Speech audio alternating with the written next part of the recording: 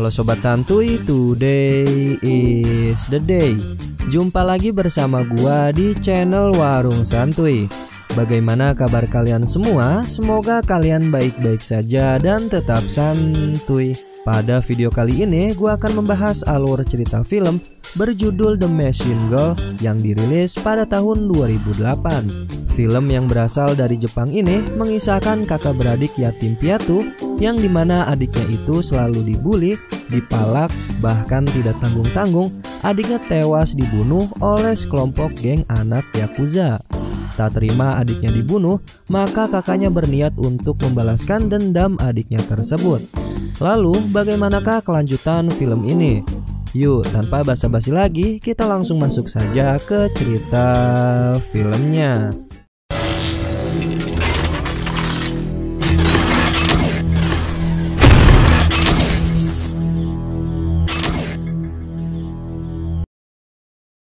Di awal film, kita diperlihatkan ada seorang murid yang sedang dibully oleh sekelompok geng sekolah. Ketika geng itu ingin melemparkan pisau kedua kalinya, dan tiba-tiba datanglah seorang gadis cantik dan imut yang berusaha mencegah pembulian itu.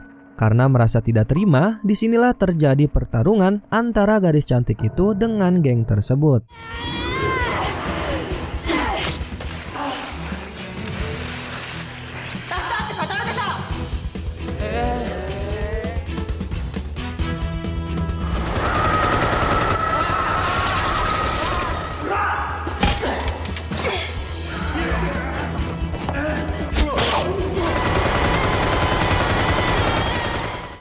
Singkat cerita, pertarungan ini dimenangkan oleh gadis itu yang berhasil mengalahkan semua anggota geng tersebut. Kemudian, film dibawa mundur ke 6 bulan sebelumnya. Terlihat gadis cantik di scene sebelumnya, dia bernama Emi Hyuga sedang bermain basket bersama temannya yang bernama Yoshi. Di saat mereka sedang bermain basket, lalu adiknya Emi datang untuk mengajaknya pulang bersama. Dia bernama Yu Hyuga. Di dalam perjalanan pulang, Yu terus memuji kakaknya itu yang sangat jago bermain basket. Alih-alih untuk memuji, ternyata Yu ada maksud lain, yang mana Yu meminta duit ke kakaknya dengan beralasan ingin membeli game baru yang sedang booming pada saat itu. Karena Yu berjanji akan mengganti uangnya nanti, Emi pun dengan belas kasihan dirinya pun memberikan uang kepada adiknya tersebut. Singkat cerita, pada malam hari Yu mendatangi sahabatnya bernama Takeshi. Kemudian mereka berdua pergi ke suatu tempat dengan tergesa-gesa. Usut punya usut, ternyata duit yang diberikan kakaknya bukan untuk dibelikan game terbaru. Namun duit itu ternyata akan diberikan kepada sekelompok geng sekolah yang telah memalak mereka sebelumnya. Geng ini sama dengan scene awal yang dipimpin oleh seorang anak bos Yakuza. Dia bernama Sokimura. Namun duit yang diberikan Yu dan Takeshi ternyata kurang bagi kelompok itu. Tanpa basa-basi, akhirnya geng itu menghajar Yu dan Takeshi, lalu membakar duit yang telah diterimanya tersebut. Pada keesokan paginya, Yu yang merasa kesal, dirinya terlihat sedang mencatat nama-nama anggota geng itu dan berniat suatu saat akan membalaskan dendamnya. Beberapa saat, Emi atau kakaknya datang memberikan sarapan. Di saat bersamaan, Emi melihat wajah adiknya yang penuh luka dan memar. Lantas Emi menanyakannya. Namun Yu menutupi kejadian semalam dan beralasan bahwa dirinya hanya berantem dengan teman sekelasnya. Emi yang tidak percaya dengan alasan itu dan dirinya menganggap bahwa adiknya ini akibat perbulian yang terjadi di sekolahnya. Kemudian kita beralih memperlihatkan rumah sekaligus markas dari pimpinan Yakuza. Terlihat di depan gerbang dijagai oleh 2 penjaga. Usut punya usut, ternyata pimpinan Yakuza ini merupakan ayah dari ketua geng sekolah itu.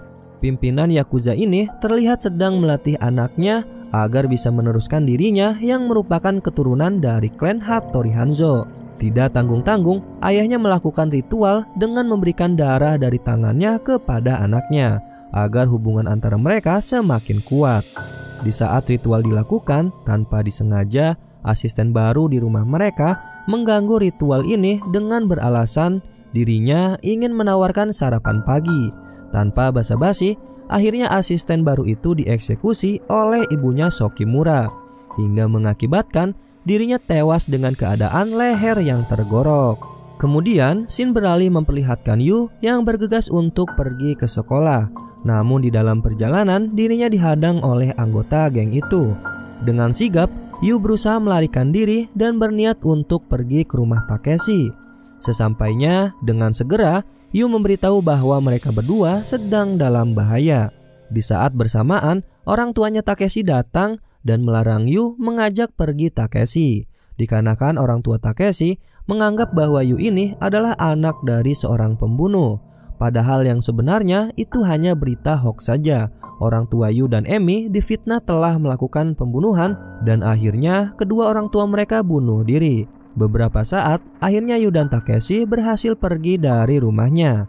Di sisi lain, Emi yang sehabis bermain basket bersama Yoshi, di saat bersamaan, Emi melihat adiknya bersama Takeshi sedang berlari ketakutan. Melihat hal tersebut, Emi bergegas untuk menyusul adiknya. Namun saat di dalam perjalanan, Emi tanpa sengaja dirinya menyenggol sekelompok preman jalanan. Emi berusaha meminta maaf, namun apa daya dirinya dibawa ke dalam mobil dan ingin diperkaos. Di sisi lain, Yu dan Takeshi berhasil tertangkap oleh geng itu lalu dibawa ke sebuah tempat untuk dieksekusi. Awalnya, Yu dan Takeshi berhasil melawan kelompok geng itu, namun naasnya karena mereka hanya berdua, jelas saja mereka kalah jumlah.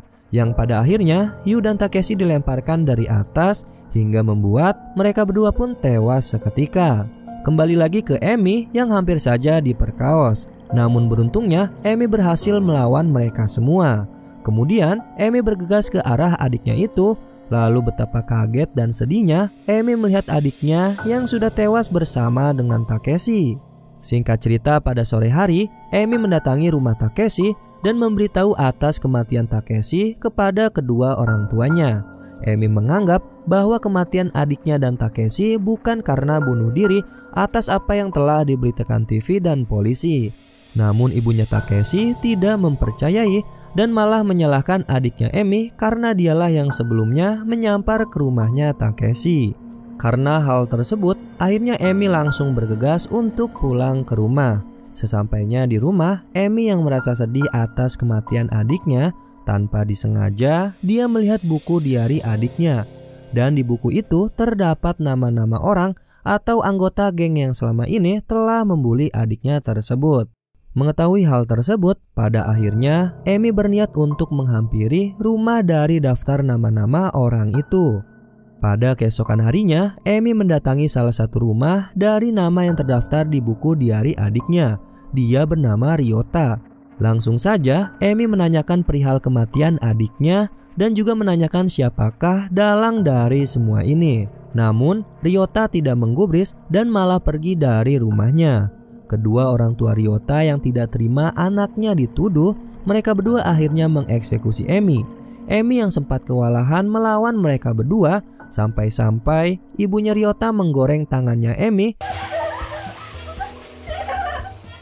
Namun Emi kembali melawan dan berhasil melarikan diri dari rumah tersebut.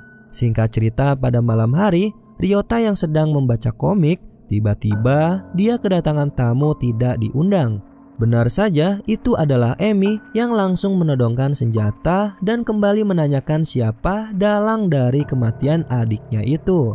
Kemudian, setelah mendapatkan nama dalang tersebut, langsung saja Emi memenggal kepala Ryota. Kemudian, Emi menaruhnya di sebuah wajan dan tanpa disengaja, ibu Ryota kaget melihat isi dari wajan itu. Di saat itu juga, Emi sudah berada di belakang dan langsung saja membunuh ibu Ryota beserta ayahnya. Kemudian, setelah melakukan itu, akhirnya Emi kembali pulang dan merasa senang telah menjalankan misi yang pertamanya. Pada keesokan harinya, keluarga dari pimpinan Yakuza terlihat sedang sarapan bersama. Namun secara tidak sengaja, salah satu koki menumpahkan sebuah sup hingga membuat Sokimura kepanasan. Karena hal itulah, pimpinan Yakuza tersebut akhirnya marah dan memberikan koki itu sebuah hukuman. Hukumannya, koki itu harus memotong satu jari untuk permintaan maaf.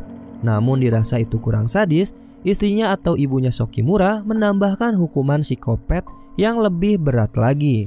yang dimana dia menyuruh untuk memotong kelima jarinya dan menyuruhnya untuk memakan dengan sushi buatan dirinya sendiri.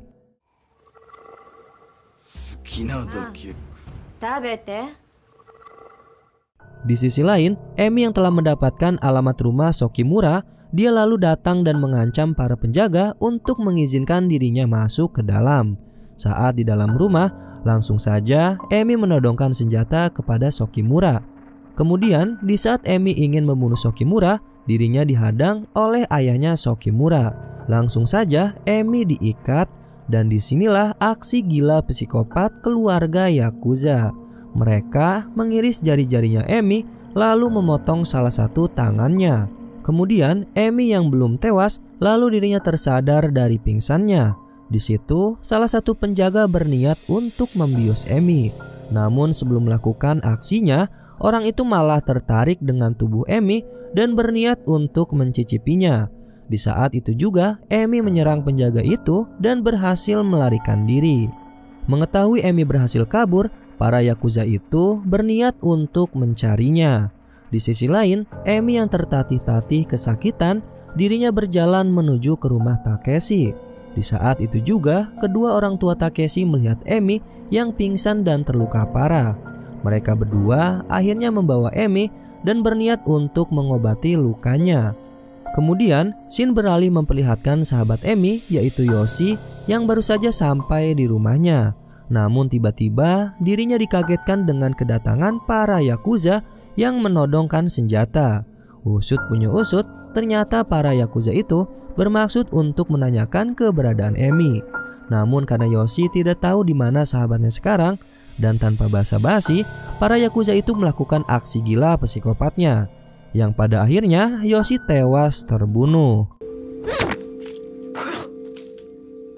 Setelah itu, Shin beralih memperlihatkan Emi yang tangannya sudah dijahit. Kemudian, Emi bersama orang tua Takeshi membahas mengenai kematian Takeshi dan adiknya Emi.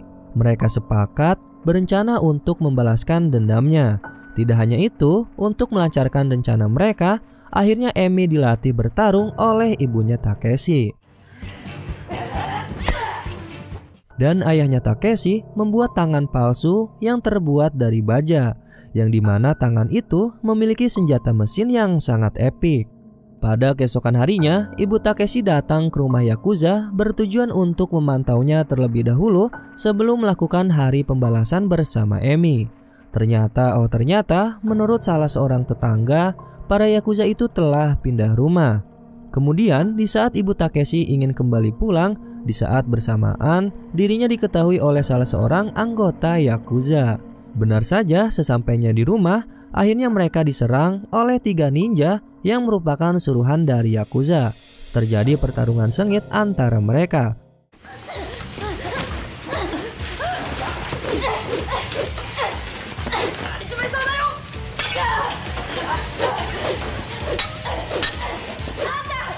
Hingga suatu saat, ayah Takeshi memberikan tangan mesin berbahan baja ke Emi. Namun naasnya, ayah Takeshi terbunuh. Dan Emi yang melihat hal itu langsung membabi buta melawan mereka semua.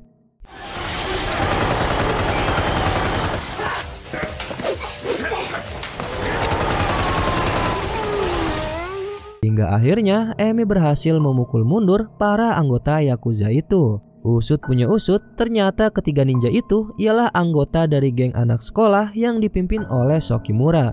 Para orang tua yang tidak terima anak-anaknya terbunuh, mereka semua mendatangi rumah bos Yakuza dan bekerja sama untuk membunuh Emi. Di sisi lain, Emi dan ibu Takeshi yang berhasil menangkap salah seorang anggota Yakuza, mereka berdua menyandra dan melakukan aksi gilanya, yang dimana mereka menancapi puluhan paku di wajah orang itu. Namun, Emi dan ibu Takeshi tidak langsung membunuhnya. Mereka berdua menyuruh untuk memberitahu lokasi para Yakuza itu. Sesampainya, mereka berdua sempat dihadang oleh seorang penjaga. Namun, mereka berhasil melumpuhkannya. Dan beberapa saat, mereka dikejutkan dengan para prajurit yang lengkap menggunakan pakaian senjatanya. Usut punya usut, ternyata prajurit itu adalah para orang tua dari anak ninja yang dibunuh oleh Emi sebelumnya. Dan disinilah terjadi pertarungan sengit antara mereka semua.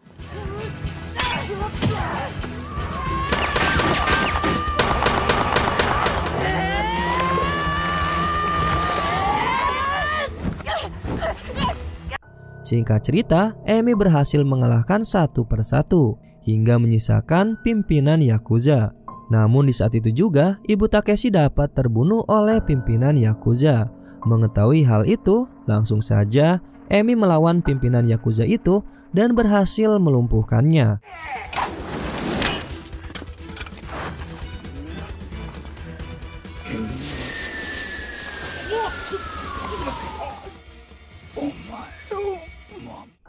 Setelah itu, Emi masuk ke dalam rumah Yakuza. Lalu dirinya dibuat terkejut melihat ada 3 siswa korban bully yang dijadikan tameng oleh Sokimura di saat Emi akan menembakkan senjata mesinnya. Di saat bersamaan juga, lalu ada ibunya Sokimura yang langsung saja mengeluarkan senjata paling legendaris yang ia punya dan langsung saja mengebor susunya Emi. Di saat ibu Sokimura ingin membunuh Emi, Emi berhasil membalikan keadaan, yang pada akhirnya Emi berhasil membunuh Sokimura beserta ibunya. Di akhir film, kemudian Emi melepaskan ketiga siswa yang disandra itu. Para siswa berterima kasih lalu pulang ke rumahnya masing-masing. Di saat itu juga, Emi melihat arwah adiknya yang berterima kasih telah membalaskan dendamnya. Secara bersamaan, Emi melihat pedang katana dan berencana untuk bunuh diri. Namun pada akhirnya Emi tidak melakukannya karena ditahan sesuatu dari balik pohon, yang merupakan isyarat dari arwah adiknya yang melarang jangan melakukan itu. Dan akhirnya film ini pun selesai. Oke sobat santuy, itulah alur cerita film pada video kali ini. Menurut kalian bagaimana dengan film ini? Yang terakhir, gue punya satu pertanyaan buat kalian. Jika dilihat-lihat, tokoh di film ini apakah mirip dengan Ronaldo Wati? Jika iya, tulis pendapat kalian di kolom komentar. Warung Santuy pamit, dan jangan lupa tetap santuy.